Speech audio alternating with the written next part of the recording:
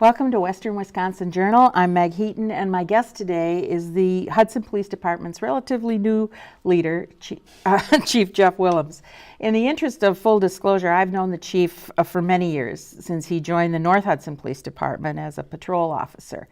I have been fortunate to follow his career and work with him in my capacity as a reporter for the Hudson Star-Observer up until about a year ago. Congratulations on your promotion, Chief. Thank you. And thank you for agreeing to talk to me. Let's begin with a little background. How did your career in law enforcement begin? Well, it kind of started back in the late 1990s when I decided I wanted to pursue law enforcement for a career.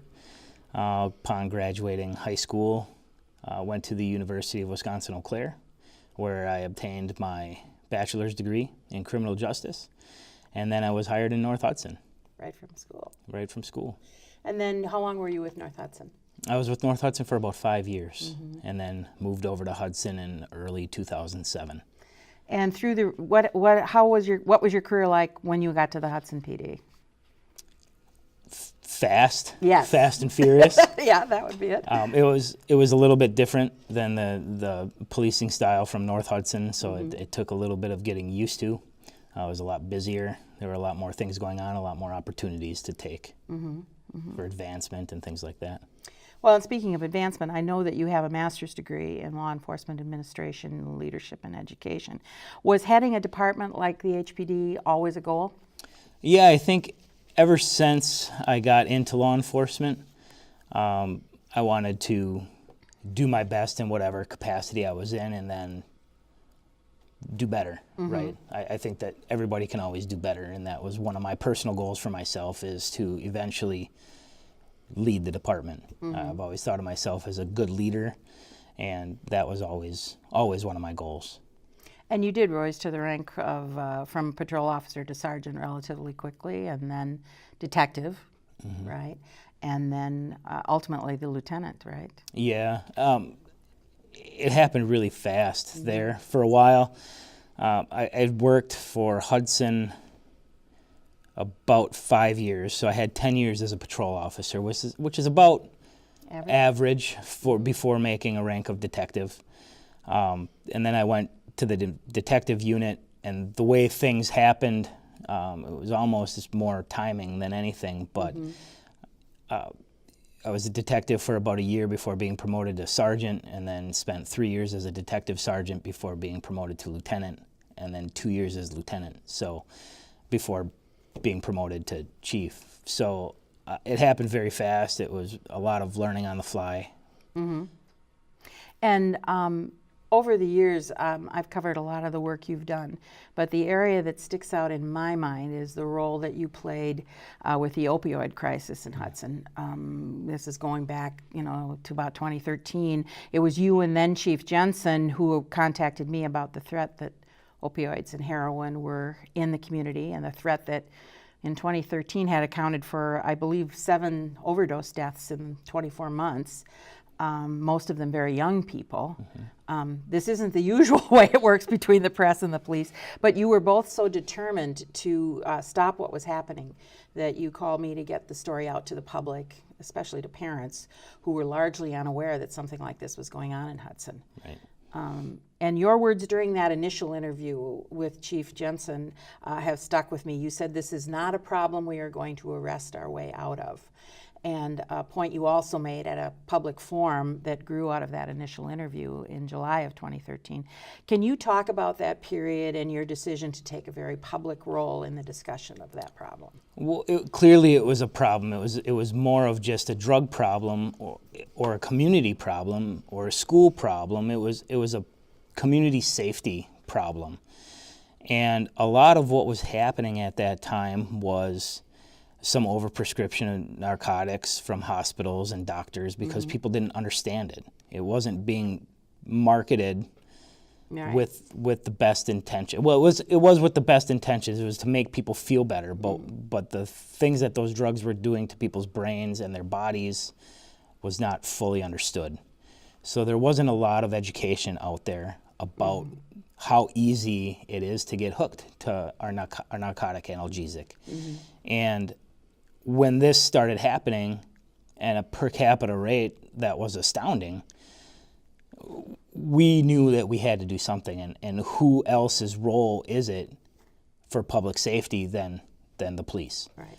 So that was the forefront of what was in my mind, and we understood at the time that education and being honest with everybody was going to solve this problem more than just sitting back and waiting what happened. Mm-hmm. The fact that there were so many young people that were suffering, and the families that, quote unquote, good middle class families, working families, Right. kids with good grades, student athletes that go in for wisdom teeth or sprain an ankle on the ball field, are getting diagnosed with this, or getting prescribed these narcotics and then getting hooked on them, and then following that path and ultimately dying from an overdose was heart-wrenching for us. Mm-hmm. So we had to get out in front of it, and we had to pull the community together because it is a community problem, and it seemed to work at the time. Yeah. Where are we at now, almost 5 years later, in terms of opioids? And I understand meth started to become an issue again. Can you talk a little bit about that? Yeah, I can say marijuana and meth have never really left. Mm-hmm.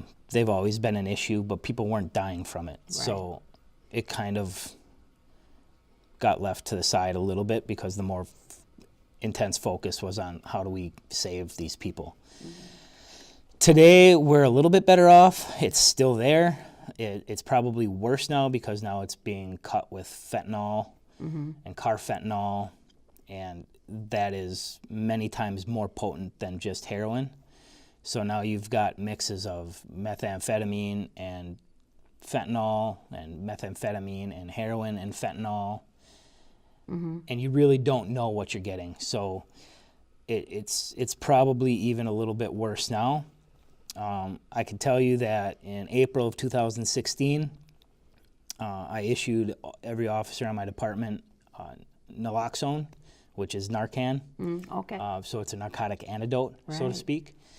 And since that time, a little more than a year ago, we've had 4 saves. Really? With it. That's great. Of people in overdose that likely would not have survived without the Narcan. So we're trying to stay caught up with it. Mm-hmm. But it's gonna be around until we can get people off of it. One of the things that you mentioned back then too was, and I imagine this affects other problems or other crimes that happen in this area, is our proximity to the Twin Cities. How does that complicate or make your job tougher? It makes it very complicated because most of the people aren't buying these drugs from somebody in Hudson or in Richmond or in St. Croix County, right? They're making a 15-minute drive to St. Paul, buying it, and then coming back. Mm-hmm. So it's very difficult to not only locate where they're buying these things from to try and follow the trail that way, but it's also very difficult because you have multiple agencies involved that you're trying to work with. Mm-hmm. And we have task force and things in place where we have members of certain departments in certain areas that make that a little bit easier. But it's still very difficult because most of these things still go back to the cartels, the Mexican cartels. And it's very complex and very difficult to do on the smaller scale. Sure. Right? And that's what we're going to see is the smaller scale, where they might give you a certain amount and then you come and give it to your friends. But that you're still a small fry in the big picture. Sure. So it's very hard to follow that trail back mm-hmm. to get it to the original source. All right. To my way of thinking, the actions that you and the department took in regards to the drug crisis back then was one of the best examples I've seen of what they call community policing in all my years as a reporter. Can you talk about what community policing means to you and what it looks like at the Hudson PD? I think we do a pretty good job with community policing, and I hope we can get better at it. To me, community policing is really engaging the community and the police department, bringing them together for a common need, mm-hmm. a common goal, right? So our goal is obviously public safety. The best way to do that is by engaging the members of the community and educating them on what we're doing and why we're doing it, not just because we're going to do it this way, but this is why. Transparency, right? All of our officers are issued body cameras. We have squad cameras. We have it all out there and available. And I don't know if you saw from the incident, the police chase that got some scrutiny a couple months ago. We were pretty out front with that, trying to get it out there. This is the information. If it's something that we can share, we're going to share with you. And if there's questions about it, we'll try to answer them to the best of our ability. But to me, engagement with the community is what community policing is all about, and bringing the communities and the police together for a common good, common goal, commonalities, right? That, to me, that's what that means. And, obviously there's been a lot in the press and a lot of instances that have caused or have brought attention to bad relationships that some departments and some communities have with one another. How would you describe the relationship with the Hudson community? I think it's fantastic. We've always had a lot of support from our community, and we've always tried to give back every way we can. But I think those relationships pay for themselves when you have one of these major incidents, something that happened in Minneapolis a short time ago that's been on the news. Right. If you have those relationships with your community leaders up front, it makes dealing with that and navigating through those issues when they become difficult a little bit easier, because everybody understands. But if you don't have those relationships beforehand, everybody's left wondering what the real intentions are, and then you kind of get lost in space. So, and a lot of it doesn't it have to do also with the culture that you create within the department as well. And obviously, you've been with the department a long time, so you're not a new guy exactly. But what things do you have to do establishing yourself now as the chief, and then making sure that culture is what you want it to be? Well, right now, we're in the process of identifying my vision for the department, and then having the department identify its mission, right? So if you look at it like a map, right, the vision is the destination, and the mission is the route which you're going to take to get there. Okay. And that's one of the things we're working on right now. I think that's really important to put that out there, to communicate that to the community, so that they know what we're all about and they know what our intentions are, and they'll understand that we're going to need their help also to make that happen. So things like the Citizens Police Academy that we host in the fall of every year, things like National Night Out, and the other community programs that we try to be involved in, the Drug Take Back. All of the things that we do out in the community, I think, are an asset to that overall community policing aspect. Having foot patrols downtown, getting to know the business owners, getting to know the stakeholders of the city.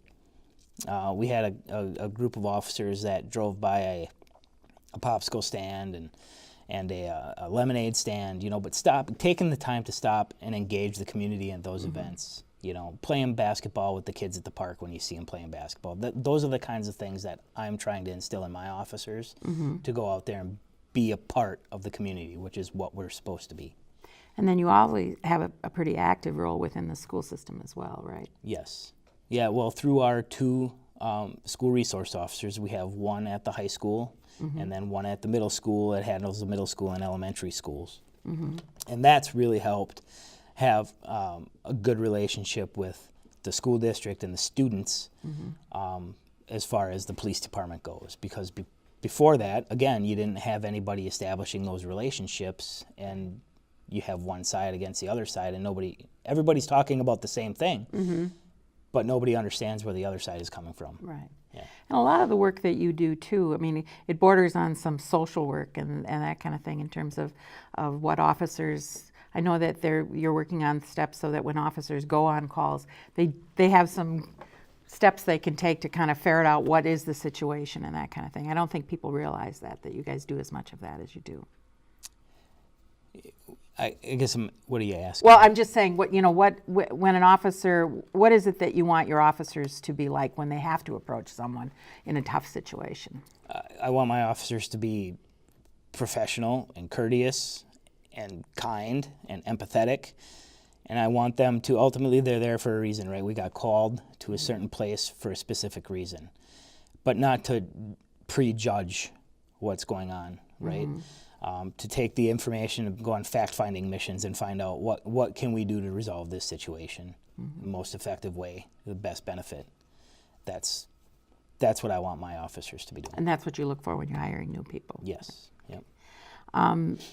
If I can switch gears a little bit, as a second in command for the PD, I'm sure that you were exposed to the political side of this job, but now that you're number one, how are you handling that part of it? I mean, how difficult is it to balance what the city council wants, what your officers need, and what the public expects? Well, it's really difficult in that not one of those separately is difficult, but all rolled into one is pretty challenging, because what I think my department needs, the city council might think that other departments have those same needs, and then they have to ferret it out. Right? So it's a difficult job for them too. Right. But if I can stay focused on what my department needs and what the community expects, that's all I can do. So my job, in my mind, is to put budgets together and to ask for things and to justify things, in my mind, to the city council if I need more funding in certain areas. And it's up to them if they can do that at the time based on their budgetary constraints. So I understand that there's budgets and they have a budget and they have limits and things that they can only do. And I hope that they understand that my department has needs and we need to grow and we need certain funding in certain areas, but it's going to be a little bit of give and take. You know, I understand that I'm not going to get everything that I want or need, and I understand that I'm probably going to get some. But as far as what the community expects, that's again goes back to that community policing. Is I wouldn't know what the community expects from me unless we had those relationships. So. Part of a justification for asking for additional funding or additional staffing or additional equipment or money and training or what have you from the city council is being able to justify it through the needs of the community. Because if it's a need for me, it has to reflect the need for the community. Right. So if I can't say the community would benefit from this because then I'm not doing my job. So I have to be able to balance not only the needs of my department, but the needs as well as the expectations of the community and the needs and the expectations of the council, which can be a little bit difficult. Right. But if I can stay focused on the needs of the community, the expectations of the community, and the needs of my department, that's all I can do. What do you see as in terms of the priorities here, that the needs of the community are in relation to your job? Well, I think we need to shore up staffing still on the department. We just got 2 new positions this last year, but we're not where we need to be at, especially with all the future growth coming to the city. So staffing would be first, equipment funding would be second, and then training funding would be the third facet of that. What kind of training are you talking about? Because again, because of all the stuff in the news, there's more talk about the use of deadly force or how people negotiation skills, the diffusing hot situations. What kind of training are you looking at for our department? It's all of it. It's some tactical training, but not a lot. It's more training on diversity and understanding that people from different cultures and different communities may look at you and have prejudgments about you, just like all of us have prejudgments or preconceived notions about certain things or certain people, right? And you have to just, as long as you understand that you're going to have those, then you can better work through those without letting those take over. Those kind of trainings, conference trainings, right? Being able to go into settings with people from other agencies that may have had to work through some of these issues and learning from them so that we don't have to make the same mistakes again. Those are the types of trainings that we send our people to. Okay. In terms of the biggest issues in terms of crime in Hudson now, we talked about the drug issue, but what are some of the others that you're having to deal with or that you're concerned about in the community? Well, it's the financial crimes are always going to be big. A lot of those, most of our crime that we see is all fueled by the drug crimes. And I think that's pretty much the standard nationwide. Luckily, we don't see a lot of violent crime here.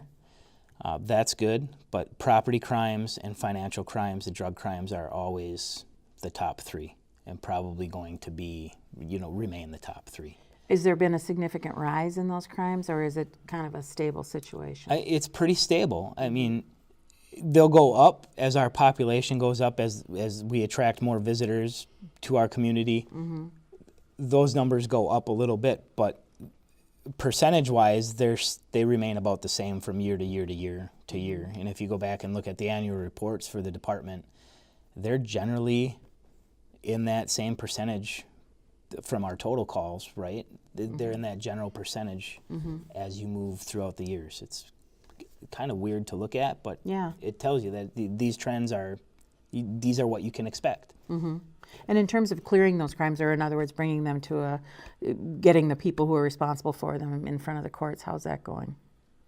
It can be challenging, especially with the financial card crimes. It's getting better.